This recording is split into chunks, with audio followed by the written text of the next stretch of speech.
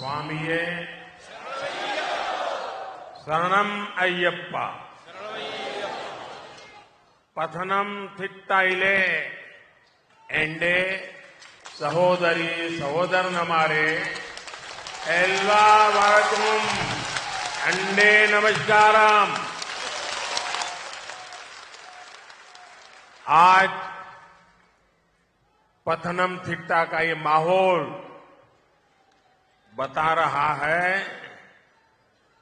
कि इस बार केरला में कमल खिलने जा रहा है। केरला में जनता हमें पिछले चुनावों में डबल डिजिट वोट परसेंट वाली पार्टी बना चुकी है। अब बीजेपी के लिए डबल डिजिट सीट्स की मंजिल बहुत दूर नहीं है। बीजेपी यहां की युवा ऊर्जा को बढ़ावा दे रही है। यहां बीजेपी के उम्मीदवार भाई अनिल के एंटनी आपकी सेवा के जज्बे से भरे हुए हैं। ऐसी ही फ्रेशनेस की केरला की पॉलिटिक्स को जरूरत है। इसलिए अब केरला के लोग भी कह रहे हैं अब की बार 400 पार, अब की बार इत्तमणा नानूरिल अधिगम, इत्तमणा इत्तमणा ഇത്തവണ ഇവിടെ വന്നപ്പോഴ് നിങ്ങളുടെ ഈ ഇളകി പറയുന്ന അന്തരീക്ഷം കണ്ടപ്പോഴ് ഒരു കാര്യം ഉറപ്പായി, ഈ പ്രാവശ്യം കേരളത്തില് താമര വിരിയുമെന്നുള്ള കാര്യം ഉറപ്പായി. അതുപോലെ തന്നെ പറയുവാൻ സാധിക്കും, കഴിഞ്ഞ തെരഞ്ഞെടുപ്പുകളിലെ കേരളത്തിലെ ജനത ഭാരതീയ ജനതാ പാർട്ടിക്ക് 2 അക്കത്തിലുള്ള ശതമാനത്തിൽ വോട്ട് നൽകുകയുണ്ടായി. ഇപ്രാവശ്യം സംഭവിക്കാൻ പോകുന്നത് കേരളത്തിലെ ജനത ഭാരതീയ ജനതാ പാർട്ടിക്ക് 2 അക്കത്തിലുള്ള ഇവിടെ മെമ്പർമാരെ ജയിപ്പിക്കുമെന്നുള്ളതാണെന്ന് പറയുവാൻ ഞാൻ ആഗ്രഹിക്കുകയാണ്. ഈ കേരളത്തിലെ ജനങ്ങൾക്ക് ഞാൻ യുവത്വത്തിന്റെ ഊർജം കൊടുക്കുവാൻ ആഗ്രഹിക്കുകയാണ്. പത്തനംതിട്ടയില് ഈ സ്ഥാനാർത്ഥി, ഇവിടുത്തെ സ്ഥാനാർത്ഥി അനിൽ കെ ആന്റണി യുവത്വത്തിന്റെ പ്രതീകമാണ്. അദ്ദേഹം സേവനവുമായി നിങ്ങളുടെ ഇടയിൽ വന്നിരിക്കുകയാണ്. കേരളത്തിന്റെ നവീകരണത്തിന് അത് ആവശ്യമാണ് എന്ന് ഞാൻ കരുതുന്നു. ഇപ്പോൾ കേരളത്തിലെ ജനങ്ങൾ പറയുന്നു ഇപ്രാവശ്യം 400-ലേറെയാണ് ബിജെപിക്ക് സീറ്റ് കിട്ടാൻ പോകുന്നത്, എൻഡിഎക്ക് സീറ്റ് കിട്ടാൻ പോകുന്നതെന്ന് പറയുകയാണ്. साथियों, केरला में करप्ट और नाकाबिल सरकार होने का बहुत बड़ा नुकसान केरल के आप सब मेरे भाई बहनों को उठाना पड़ रहा है।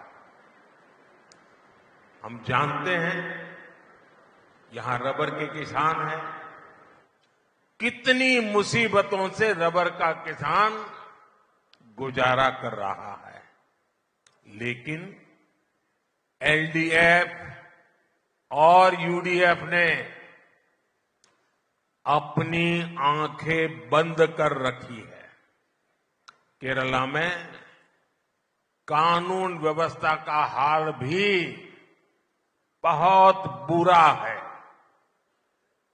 यहां तक कि चर्च के पादरी भी हिंसा के शिकार हो रहे हैं। कितने ही कॉलेज कैंपस कम्युनिस्टों के गुंडों के अड्डे बन गए हैं। महिलाएं, युवा और हर वर्ग डर में जी रहा है। राज्य सरकार में बैठे लोग चैन की नींद सो रहे हैं। केरला को इन समस्याओं से छुटकारा तभी मिलेगा जब एक बार कांग्रेस, एक बार एलडीएफ, ये जो मिली भगत का चक्कर चल रहा है ना, वो चक्कर जब टूटेगा तब जाकर के आपको न्याय मिलेगा। കേരളത്തില് അഴിമതി നിറഞ്ഞ അതുപോലെ തന്നെ കെടുകാര്യസ്ഥതയുടെ സർക്കാരാണ് ഇവിടെ ഉണ്ടാകുന്നത്, മാറി മാറി വരുന്നത്. അത് ഈ കേരളത്തിലെ ജനങ്ങൾക്ക് എത്രമാത്രം നഷ്ടമാണ് ഉണ്ടാക്കുന്നതെന്ന് ഈ നാട്ടിലെ ജനങ്ങൾക്കറിയാം. ഇവിടെ കേരളത്തിലെ റബ്ബർ കർഷകരുണ്ട്. റബ്ബർ കർഷകർ എത്രമാത്രം ബുദ്ധിമുട്ടിലൂടെയാണ് മുന്നോട്ട് പോകുന്നതെന്ന് കർഷകർക്കറിയാം. പക്ഷേ കേരളത്തിലെ എൽഡിഎഫും അതുപോലെ തന്നെ യുഡിഎഫും അവരുടെ കണ്ണടച്ചിരിക്കുകയാണ്, അത് കണ്ടില്ല എന്ന് നടിക്കുകയാണ്. കേരളത്തില് നിയമ സംവിധാനം തകർന്നിരിക്കുകയാണ്, വളരെ മോശമാണ്. ഈ കേരളത്തിലെ അവസ്ഥ ക്രിസ്ത്യൻ പള്ളികളിലെ പുരോഹിതര് പോലും ഇവരുടെ അക്രമത്തിന് ഇരകളാകുന്ന അവസ്ഥയിലേക്ക് മാറിയിരിക്കുകയാണ്. കേരളത്തിലെ എത്രയോ കോളേജ് ക്യാമ്പസുകള് ഇവിടുത്തെ കമ്മ്യൂണിസ്റ്റുകാരുടെ താവളമായിട്ട് മാറിയിരിക്കുകയാണ്. കേരളത്തിൽ മഹിളകളും യുവാക്കളും എല്ലാ വിഭാഗം ജനങ്ങളും ഭയപ്പെട്ടാണ് ജീവിക്കുന്നത്. പക്ഷേ ഇവിടെ അധികാരത്തിലിരിക്കുന്ന സർക്കാർ ആലസ്യത്തില് ഉറങ്ങുകയാണ്. കേരളത്തില് ഈ ദുസ്ഥിതിയിൽ നിന്ന് മോചനം വേണമെങ്കിൽ ഒരു പ്രാവശ്യം എൽഡിഎഫ്, അടുത്ത പ്രാവശ്യം കോൺഗ്രസ്, പിന്നെ കോൺഗ്രസ്, പിന്നെ എൽഡിഎഫ് എന്നുള്ള ഈ ആവർത്തന വിരസതയുണ്ടല്ലോ, അതില്ലാതായെങ്കിൽ മാത്രമേ ഈ കേരളത്തില് മോചനം നേടുകയുള്ളൂ എന്ന് പറയുവാൻ ഞാൻ ആഗ്രഹിക്കുകയാണ്.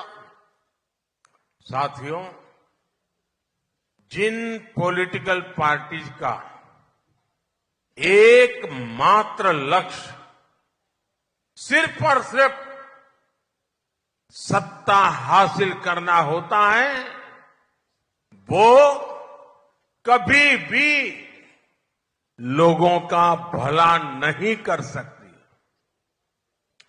यहां एलडीएफ, यूडीएफ दोनों लड़ने का दिखावा तो कर रहे हैं, लेकिन दिल्ली जाकर एक दूसरे को गले मिल जाते हैं।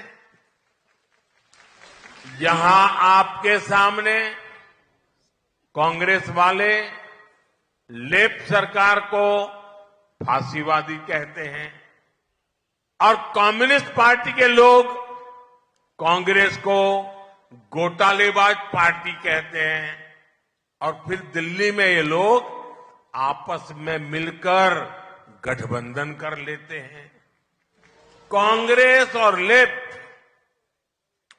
इन दोनों ने ही केरला को खूब ठगा है। इस खेल को केरला के लोग अब समझ गए हैं। खास करके मेरी माताएं बहनें, मेरे नौजवान उनके इस खेल को बराबर समझ गए हैं। ഈ കേരളത്തില് അധികാരത്തിൽ വരുന്നതിന് വേണ്ടി മാത്രം പ്രവർത്തിക്കുന്ന രാഷ്ട്രീയ കക്ഷികളാണ്. അവർക്ക് ഇവിടുത്തെ ജനങ്ങൾക്ക് വേണ്ടി ഒന്നും ചെയ്യുവാൻ സാധിക്കില്ല. ഈ എൽഡിഎഫും അതുപോലെ തന്നെ യുഡിഎഫും കേരളത്തിൽ അവര് പരസ്പരം ഏറ്റുമുട്ടുന്നത് പോലെ കാണിക്കുകയാണ്. പക്ഷേ ഡൽഹിയിൽ ചെന്നു കഴിഞ്ഞാല് അവര് പരസ്പരം തോളോട് തോർന്ന് നിൽക്കുകയാണ്. തീർച്ചയായിട്ടും ഇവിടുത്തെ ജനങ്ങളെ കബളിപ്പിക്കുകയാണ് ചെയ്യുന്നത് ഈ എൽഡിഎഫും യുഡിഎഫും. ഇവിടുത്തെ സഹോദരിമാര്, അമ്മമാര്, യുവാക്കള് ഇവർക്കെതിരെ ശക്തമായിട്ട് പ്രതികരിക്കേണ്ട അവസരം വന്നിരിക്കുകയാണ്. ആ രീതിയിൽ കേരളത്തിലെ രാഷ്ട്രീയ അന്തരീക്ഷം മാറിയിരിക്കുകയാണ്. साथियों, कांग्रेस हो या लेफ्ट, इन दलों ने सत्ता के लालच में जिस तरह के खेल खेले, जिस तरह राज्यों को बर्बाद किया, वो भी अब लोग अच्छी तरह जानते हैं। इसलिए जिस राज्य से एक बार ये दल पराजित हो जाते हैं, ये दल निकल जाते हैं, वहां के लोग इन्हें वापस लौटने ही नहीं देते। अब देखिए पड़ोस में तमिलनाडु में कांग्रेस ने 1962 में आखिरी चुनाव जीता था। यूपी, गुजरात, बिहार में भी कांग्रेस ने 4 दशक पहले, 4 डेकेड पहले आखिरी चुनाव जीता था। ओडिशा में भी कांग्रेस 3 दशक से सरकार से बाहर ही है। देश के कितने ही राज्यों में आज कांग्रेस का एक मेंबर ऑफ पार्लियामेंट भी नहीं है। अब आप देखिए त्रिपुरा, बंगाल, ये राज्यों में ये लेफ्ट पार्टियों का सितारा इतना चमकता था, 3-3, 4 दशक तक उन्हीं की चलती थी। लेकिन एक बार जब लोगों ने त्रिपुरा से उनको हटाया, बंगाल से लेफ्ट वालों को हटाया, उसके बाद कितने ही साल हो गए, कांग्रेस को और लेफ्ट को ये कोई घुसने नहीं देता है।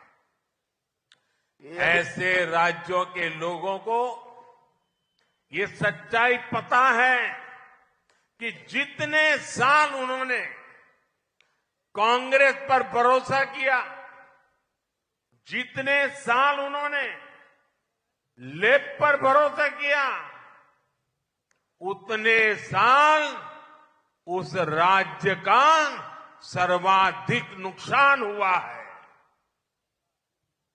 രാഷ്ട്രീയ ലക്ഷ്യം വെച്ചുകൊണ്ട് അധികാരത്തിൽ വരുവാൻ ശ്രമിക്കുന്ന ഈ പാർട്ടികള് സംസ്ഥാനങ്ങൾക്ക് എന്തുമാത്രം നഷ്ടമുണ്ടാക്കി എന്നുള്ളത് നമുക്ക് മനസ്സിലാക്കുവാൻ സാധിക്കും. അതുകൊണ്ട് തന്നെ ഒരു സംസ്ഥാനത്ത് നിന്ന് ഈ രാഷ്ട്രീയ പാർട്ടികള് പുറത്താക്കി കഴിഞ്ഞാലോ, കോൺഗ്രസ് ആയാലും കമ്മ്യൂണിസ്റ്റ് പാർട്ടി ആയാലും, പിന്നെ ഒരിക്കലും ആ ജനത അവരെ തിരിച്ചു കൊണ്ടുവരുന്നില്ല. നമുക്ക് നോക്കാം, അയൽ സംസ്ഥാനമായിട്ടുള്ള തമിഴ്നാട്ടിലോ കോൺഗ്രസ് 1962 ആണ് അവസാനം തിരഞ്ഞെടുപ്പിൽ ജയിച്ചത്. എന്നിവരെയും അവർക്ക് തിരിച്ചു വരുവാൻ സാധിച്ചിട്ടില്ല. യുപിയിലും ഗുജറാത്തിലും ബംഗാളിലും 4 പതിറ്റാണ്ട് മുമ്പാണ് കോൺഗ്രസിന്റെ അവസാനത്തെ സർക്കാർ ഉണ്ടായത്. ഒറീസയിലോ ഏതാണ്ട് 3 പതിറ്റാണ്ട് മുമ്പാണ് കോൺഗ്രസ് അധികാരത്തിൽ നിന്ന് പുറത്തായത്. രാജ്യത്ത് എത്രത്തോളം സംസ്ഥാനങ്ങളില് കോൺഗ്രസിന് ഒരു പാർലമെന്റ് മെമ്പർ പോലുമില്ലാത്ത സംസ്ഥാനങ്ങളുണ്ട്. നമുക്കറിയാം, ത്രിപുരയിലും ബംഗാളിലും ആ ചുവപ്പ് താരം എത്രമാത്രം തിളങ്ങിയിരുന്നതാണ്. ഇന്ന് അവിടുത്തെ ജനങ്ങള് അവരെ തിരിച്ചറിഞ്ഞിരിക്കുന്നു. അവരെ അധികാരത്തിൽ നിന്നും തൂത്തെറിഞ്ഞു. അവർക്കിനിയും വരുവാൻ സാധിക്കില്ല. ഈ കോൺഗ്രസും അതുപോലെ തന്നെ കമ്മ്യൂണിസ്റ്റുകാരും അധികാരത്തിരുന്ന എല്ലാ സംസ്ഥാനങ്ങളിലും ആ സംസ്ഥാനത്തിലെ ജനങ്ങൾക്ക് എത്രമാത്രം നഷ്ടമുണ്ടാക്കിയിട്ടുണ്ട് എന്ന് നമുക്ക് മനസ്സിലാക്കുവാൻ സാധിക്കും. साथियों, केरला की अपनी महान परंपरा है, समृद्ध परंपरा है, और केरला के लोग, यहां के नागरिक प्रोग्रेसिव लोग हैं, अच्छा सोचने वाले लोग हैं, दूर का सोचने वाले लोग हैं। जबकि कांग्रेस और एलडीएफ ये पिछली शताब्दी की पुरानी सोच से भी ज्यादा और पुरानी सोच रखने वाली पार्टियां हैं। कांग्रेस पार्टी अभी तक 19वीं सदी की सोच के साथ ही चल रही है। एलडीएफ भी एक विलुप्त और आउटडेटेड विचारधारा पर आश्रित है। इन दोनों का कल्चर भी केरला की महान परंपराओं और केरला की प्रगतिशील जनता की विचारधारा से बिल्कुल उलट है। ये लोग संसद में, आप सोचिए 21वीं सदी में ये लोग संसद में 3 तलाक के खिलाफ जो कानून बन रहा था उसका विरोध कर रहे थे। ये लोग ओबीसी कमीशन का विरोध करते हैं। ये लोग आर्थिक रूप से कमजोर वर्ग को आरक्षण देना है तो उसका विरोध करते हैं।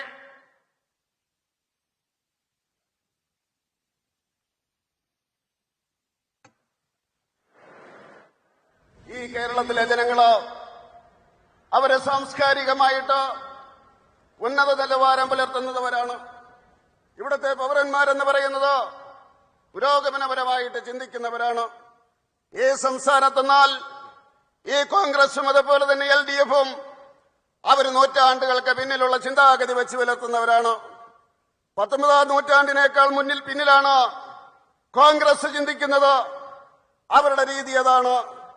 അതുപോലെ എൽഡിഎഫ് എന്ന് പറയുന്നത് കാലകരണപ്പെട്ട ഉപയോഗശൂന്യമായ ആശയം വെച്ച് പുലർത്തുന്നവരാണ്. ഇവരെ സമയത്തോളം, ഈ രണ്ടു കൂട്ടരെ സമയത്തോളം സാംസ്കാരികമായിട്ട് പുരോഗമനപരമായിട്ട് ഉന്നത നിലയിൽ നിൽക്കുന്ന കേരളത്തിലെ ജനങ്ങളെ അവർക്ക് മുന്നോട്ട് നയിക്കുവാൻ സാധ്യമല്ല. അവരെന്താണ് ചെയ്യുന്നത്? പാർലമെന്റിൽ നിങ്ങൾക്കറിയാം, മുത്തലാഖിനെതിരെ നിയമം വന്ന അവസരത്തില് ഇവരൊറ്റക്കെട്ടായിട്ട് അതിനെ എതിർക്കുകയായിരുന്നു. പുരോഗമന ആശയങ്ങളെ അവര് എതിർക്കുകയായിരുന്നു. അതുപോലെ തന്നെ ഒബിസി കമ്മീഷൻ വന്ന അവസരത്തില് ഇവരതിനെ എതിർക്കുകയായിരുന്നു. സാമ്പത്തികമായിട്ട് ദുർബലമായിട്ടുള്ള വിഭാഗങ്ങൾക്ക് സംവരണം കൊടുക്കുന്നതിന് വേണ്ടി നിയമം വന്നപ്പോൾ അവരതിനെ എതിർക്കുകയായിരുന്നു. അങ്ങനെയാണ് ഇവിടുത്തെ എൽഡിഎഫും അതുപോലെ തന്നെ യുഡിഎഫും ചെയ്യുന്നത്. साथियों, केरला की संस्कृति आध्यात्मिकता से हाथ जुड़ी हुई है, लेकिन यूडीएफ और एलडीएफ के लोग आस्था को कुचलने के लिए जाने जाते हैं। यूडीएफ, एलडीएफ वोट बैंक की राजनीति और समाज में खाई पैदा करने में लगे रहते हैं। केरला का कल्चर शांति को बढ़ावा देने वाला कल्चर है, लेकिन यूडीएफ, एलडीएफ के लोग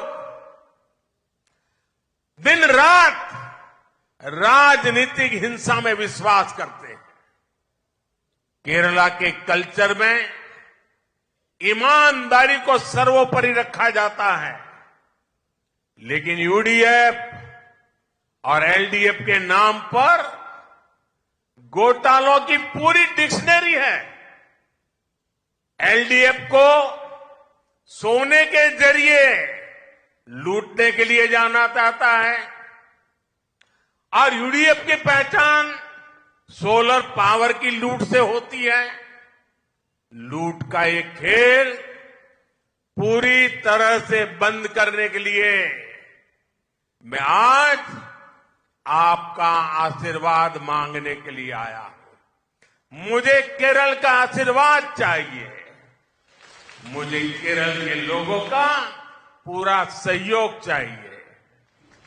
കേരളത്തിന്റെ സംസ്കാരം എന്ന് പറയുന്നത് ആധ്യാത്മികതയുമായിട്ട് ചേർന്ന് നിൽക്കുന്നതാണ്.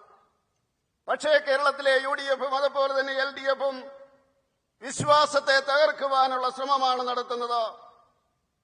യുഡിഎഫും അതുപോലെ തന്നെ എൽഡിഎഫിന്റെയും രാഷ്ട്രീയ രാജനീതി എന്ന് പറയുന്ന രാഷ്ട്രീയം എന്ന് പറയുന്നത് സമൂഹത്തെ ഭിന്നിപ്പിക്കുന്നതാണ്. കേരളത്തിലെ ജനങ്ങൾ സമാധാനം ആഗ്രഹിക്കുന്നവരാണ്. സമാധാനത്തിന്റെ പാതയിലോ മുന്നേറുവാൻ വേണ്ടി ആഗ്രഹിക്കുന്നവരാണ്. പക്ഷേ കേരളത്തിലെ UDF-ഉം അതുപോലെ തന്നെ LDF-ഉം അവര് അക്രമ രാഷ്ട്രീയത്തിൽ വിശ്വസിക്കുന്നവരാണ്. കേരളത്തിന്റെ സംസ്കാരം എന്ന് പറയുന്നത് സത്യസന്ധതയില് ഊന്നിയതാണ്.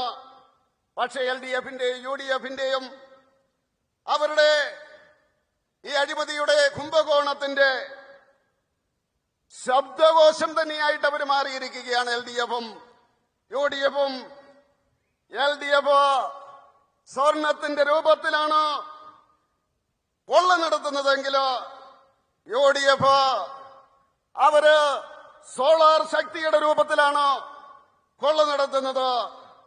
ഈ കൊള്ള അവസാനിപ്പിക്കണമെങ്കിലോ തീർച്ചയായിട്ടും എനിക്ക് നിങ്ങളുടെ ആശീർവാദം വേണം.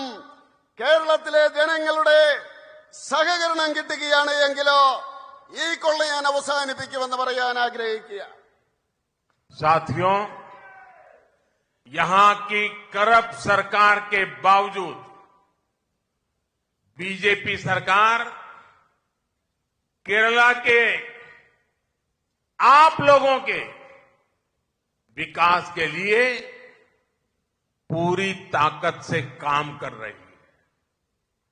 अगर मैं आपको सिर्फ पथनमथिट्टा जिले में बीजेपी सरकार के विकास कार्य बताऊंगा तो आप अंदाजा लगा पाएंगे कि हम केरल के लोगों के कल्याण के लिए कितना काम कर रहे हैं. मैं एक जिले का बताता हूं. पथनमथिट्टा में अराउंड 3,50,000 परिवारों को जल जीवन मिशन के तहत नल से जल का कनेक्शन दिया गया है. पथनमथिट्टा में लगभग 5 लाख लोगों को PM गरीब कल्याण योजना के तहत मुफ्त राशन मिल रहा है. पथनमथिट्टा में 1,50,000 से ज्यादा किसानों को PM किसान सम्मान निधि के 380 करोड़ रुपए दिए गए हैं. पथनमथिट्टा में 1,50,000 से ज्यादा पशुओं का वैक्सीनेशन हुआ है. यहां करीब 12,000 महिलाओं को उज्ज्वला योजना के तहत LPG कनेक्शन दिया गया है. ഇവിടുത്തെ അഴിമതി നിറഞ്ഞ സർക്കാരുകൾ കേരളത്തെ തകർക്കുവാൻ വേണ്ടി ശ്രമിക്കുന്ന അവസരത്തിലോ കേന്ദ്രത്തിലെ BJP സർക്കാരോ കേരളത്തിന് വേണ്ടി കേരളത്തിന്റെ പുരോഗതിക്ക് വേണ്ടി ശ്രമിച്ചുകൊണ്ടിരിക്കുകയാണ്. പൂർണ്ണമായിട്ടുള്ള ശക്തി അതിനുവേണ്ടി ഞാൻ ഉപയോഗിക്കുകയാണ്. ഈ പത്തനംതിട്ട ജില്ലയിൽ മാത്രം കേന്ദ്ര സർക്കാർ നടപ്പിലാക്കിയ പദ്ധതികളെ പറ്റി നിങ്ങൾ കേൾക്കുകയാണെങ്കിലോ നിങ്ങൾക്ക് മനസ്സിലാകും കേന്ദ്ര സർക്കാർ എത്രമാത്രം ജനക്ഷേമ പദ്ധതികളാണ് നടപ്പിലാക്കുന്നതെന്ന് നിങ്ങൾക്ക് മനസ്സിലാക്കാൻ സാധിക്കും.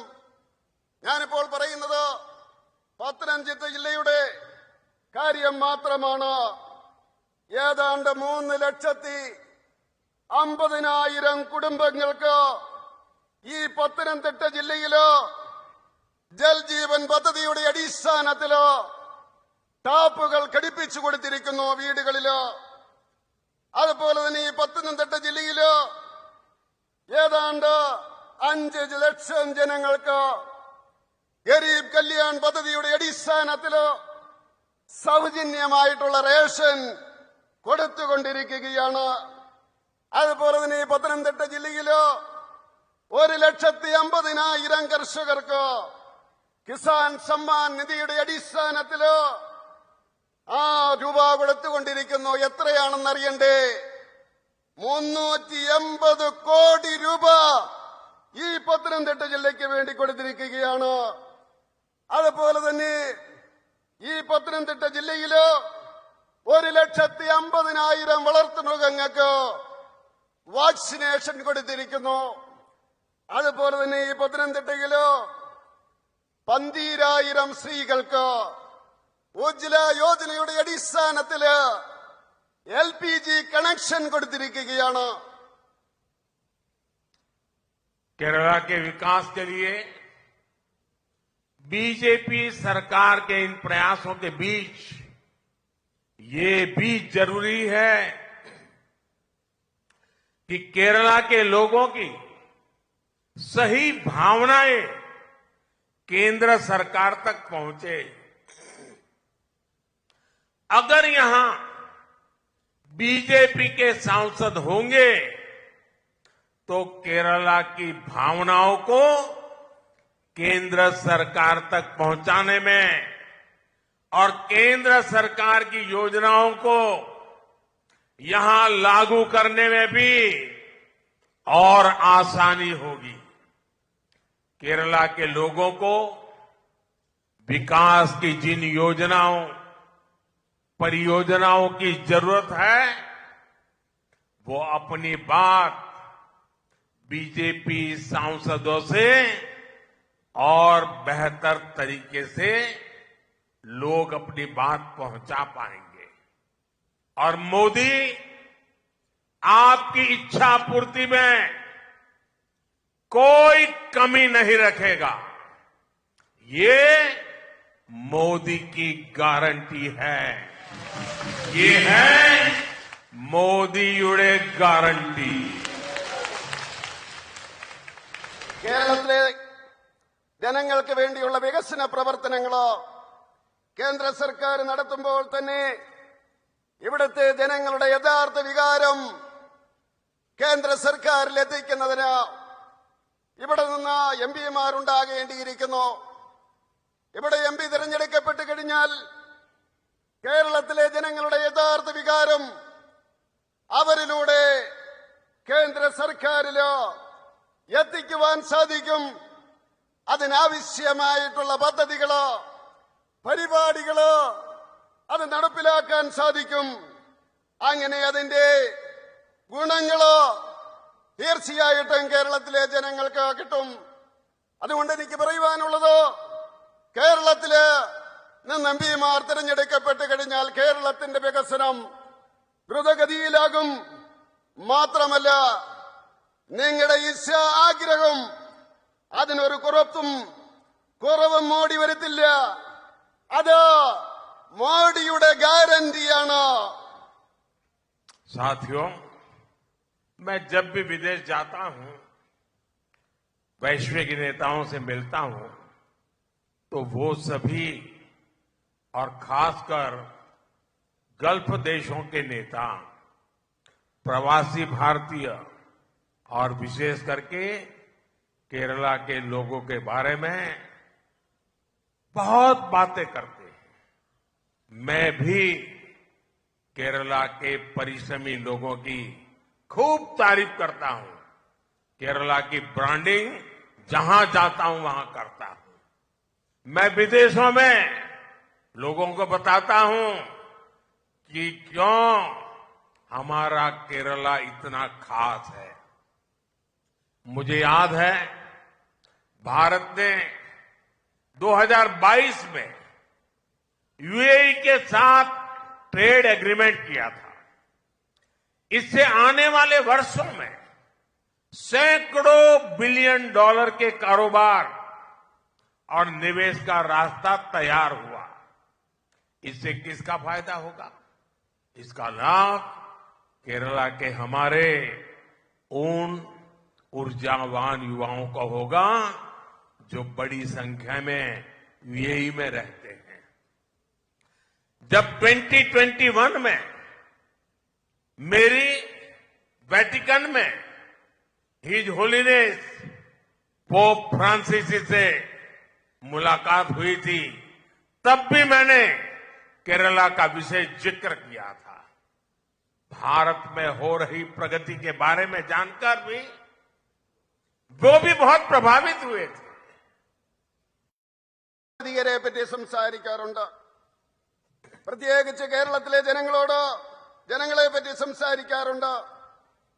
അവരെല്ലാം തന്നെ കേരളത്തിലെ ജനങ്ങളെ പറ്റി നല്ല അഭിപ്രായമാണ് പറയാറുള്ളത്. ഞാൻ അവരോട് കേരളത്തിലെ കഠിനാധ്വാനികളായിട്ടുള്ള ജനങ്ങളെ പറ്റി ഞാൻ പറയാറുണ്ട്. കേരളത്തിന്റെ ബ്രാൻഡിങ് എവിടെ ചെന്നാലും ഞാൻ നടത്താറുണ്ട്. അത് കേരളത്തോടുള്ള പ്രത്യേകമായിട്ടുള്ള താല്പര്യം കൊണ്ടാണ്. കാരണം ഈ കേരളമെന്ന് പറയുന്നത് നമ്മളെ സംബന്ധിച്ചിടത്തോളം വളരെ പ്രിയപ്പെട്ടതാണ്. ഭാരതം 2022 UAE-യുമായിട്ട് വ്യാപാര കരാറ് ഒപ്പുവെക്കുകയുണ്ടായി.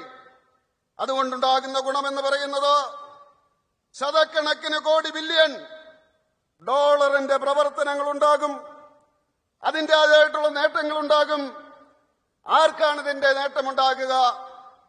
ആർക്കാണ് ഇതിന്റെ ഗുണമുണ്ടാകുക? കേരളത്തിൽ നിന്നുള്ള ഊർജ്ജസ്വലരായിട്ടുള്ള യുവാക്കള് അവർ UAE-യിലുണ്ട്.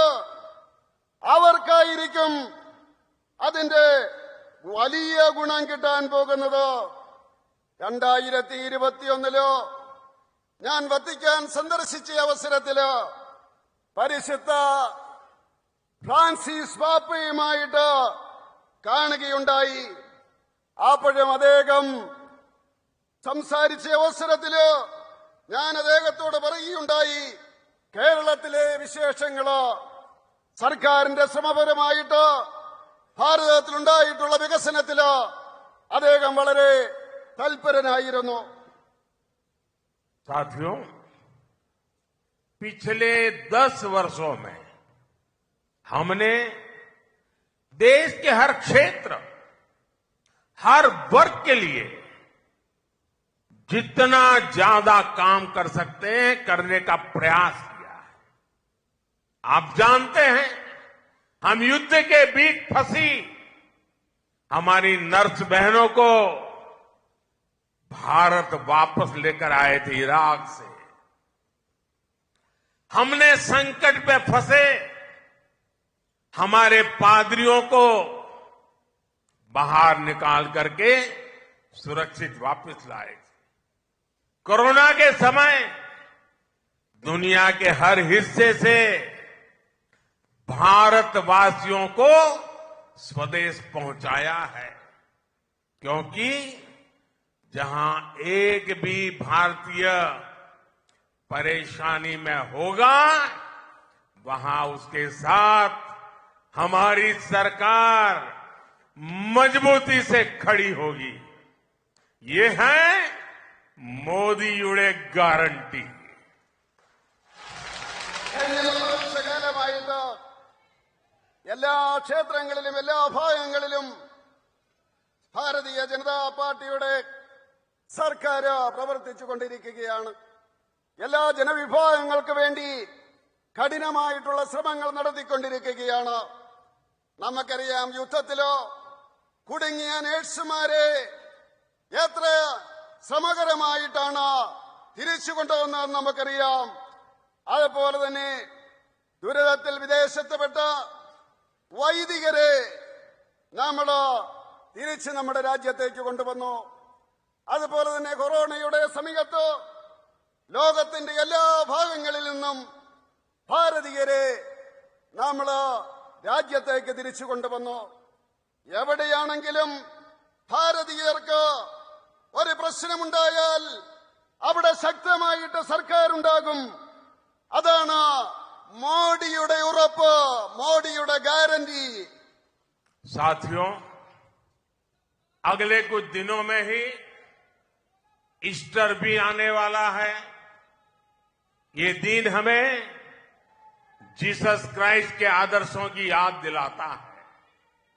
मैं आप सभी को ईस्टर की हार्दिक शुभकामनाएं भी देता हूं। हमारे पारसी भाइयों का बड़ा महत्वपूर्ण त्योहार नवरोज का त्योहार भी आने वाला है। रामनवमी और होली भी बिल्कुल पास में है। रमजान का पवित्र महीना चल रहा है और लोकतंत्र का सबसे बड़ा फेस्टिवल भी शुरू होने वाला है। मुझे विश्वास है केरला का बीजेपी के लिए जो स्नेह है इस बार विशाल जन समर्थन में बदलेगा और इस बार पुराने सारे रिकॉर्ड टूटेंगे। एलडीएफ यूडीएफ के विष चक्र से हमारा केरला बाहर निकालेगा और मोदी को केरला की सबसे ज्यादा सेवा करने का मौका देगा। मैं आपसे वादा करता हूं कि मोदी केरला के विकास के लिए कोई कोर कसर नहीं छोड़ेगा। ഏതാനും ദിവസത്തിനുള്ളില് പവിത്രമായിട്ടുള്ള ഈസ്റ്റർ വരികയാണ്. ആ ഈസ്റ്റർ ദിനത്തിലോ യേശുക്രിസ്തുവിന്റെ വചനങ്ങളും ആശയങ്ങളും നമ്മൾ ഒരുപടിക്കുണ്ടായി. തീർച്ചയായിട്ടും ഈ അവസരത്തിലോ ഞാൻ എല്ലാവർക്കും ഈസ്റ്ററിന്റെ ആശംസകൾ നേരുകയാണ്. അതുപോലെ തന്നെ ഈ പാർസി വിഭാഗം ജനങ്ങള് നവരോജോത്സവം നടത്തുകയാണ്. പവിത്രമായിട്ടുള്ള രാമനവമി വരികയാണ്. ഹോളി അടുത്തു വരുന്നു. റംസാൻ നോയമ്പ് തുടങ്ങിയിരിക്കുന്നു. ജനാധിപത്യത്തിന്റെ ഏറ്റവും വലിയ ഉത്സവമായിട്ടുള്ള ഇലക്ഷനും വന്നിരിക്കുകയാണ്. തീർച്ചയായിട്ടും നമുക്ക് ഈ അവസരത്തില് ജനാധിപത്യത്തിന്റെ വിജയത്തിന് വേണ്ടി നമ്മൾ ശ്രമിക്കണം. തീർച്ചയായിട്ടും ഈ സ്നേഹം ബിജെപിയുടെ നേരെയുള്ള സ്നേഹം അത് വലിയ രീതിയിലുള്ള ജനസമ്മതിയായിട്ട് മാറണമെന്ന് ഞാൻ പറയുവാൻ ആഗ്രഹിക്കുകയാണ്. എൽഡിഎഫിന്റെയും യുഡിഎഫിന്റെയും ഈ ആവർത്തന വിരസതയുടെ ഈ ചക്രത്തിൽ നിന്ന് നമ്മൾ മുക്തരാകേണ്ടിയിരിക്കുന്നു. ഞാൻ നിങ്ങൾക്ക് വാക്ക് തരുവാൻ ആഗ്രഹിക്കുകയാണ്. വികസനത്തിന്റെ കാര്യത്തിൽ കേരളത്തെ സംബന്ധിച്ചിടത്തോളം ഒരു വിട്ടുവീഴ്ചയ്ക്കും മോഡി തയ്യാറല്ല എന്ന് പറയുവാൻ ഞാൻ ആഗ്രഹിക്കുകയാണ്. കേരളത്തിന് വേണ്ടി കൂടുതൽ സേവനം ചെയ്യുവാൻ എന്നെ അനുവദിക്കണമെന്ന് ഞാൻ അഭ്യർത്ഥിക്കുകയാണ്. मेरे साथ बोलिए भारत माता की, भारत माता की, भारत माता की। बहुत बहुत धन्यवाद।